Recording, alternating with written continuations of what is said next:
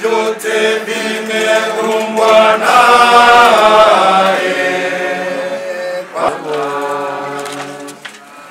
Masista waenezi wa Injili. Kwanza kipekee kabisa,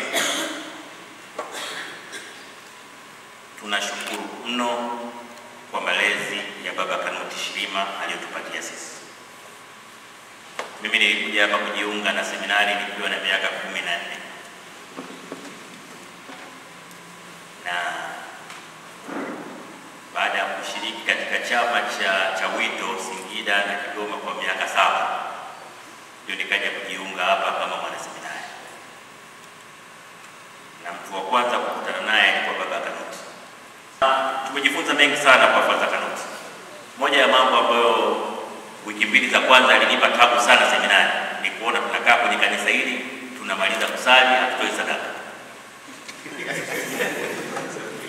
Na uzalendo uliponishinda, nikaenda kumuona ofisini, nikamwambia nataka kumtibu Father, kwa nini hatutoi sadaka? Akaniambia ni kwa sababu nyinyi na sisi ndio tumejitoa kwa sadaka, sisi wenyewe ndio sadaka. Kwa wakati natoka seminari, moja ya jambo liliniuma ni kutokuwa sadaka tena. Kama kuna kitu tulijifunza kwa Father, nidhamu na uwajibikaji. Hamna mtu yote aliyesoma seminari kipindi chetu ambaye anaweza akasema hajanufaika na mafunzo kuhusu nidhamu na uwajibikaji. Na ndio maana shule yetu hii imetoa walimu wa vyuo vikuu, imetoa mabalozi, imetoa wanasiasa. Rafiki yangu Anton yuko hapa. Kila aina ya watu muhimu wametoka kwenye shule. Ni kwa sababu ya malezi ya baba yetu Kanuti Shirima. Na Mheshimiwa Rais akaniambia, kwa hayo uliyoyasema, basi waambie Uhuru Seminari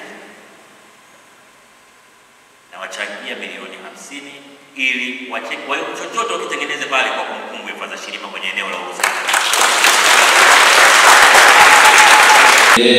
Padre Kanuti Shirima alizaliwa tarehe 31 ya mwezi wa 5 mwaka 1949 Marangu Olele, mkoani Kilimanjaro, kwa familia ya Baba Athanasi Makundi na mama yetu Yulita Shirima, akiwa ni mtoto wa pili kati ya watoto 10 kuzaliwa.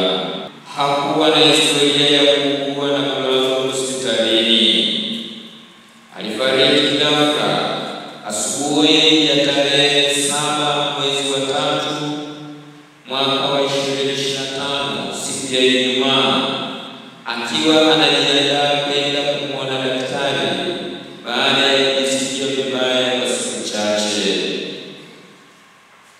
Padre Kanuti Shirima alifariki